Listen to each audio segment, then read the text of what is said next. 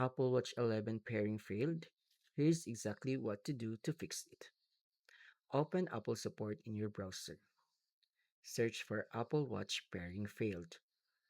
Apple explains that pairing failures usually happen because of connection issues, outdated software, or a corrupted pairing attempt. Scroll to the troubleshooting section. Apple recommends checking the Bluetooth and Wi Fi are turned on and keeping the iPhone and Apple Watch close together. Next, confirm that both devices are updated to the latest software versions. If the pairing failed once, Apple advises restarting both devices before trying again. Scroll down to the reset instructions.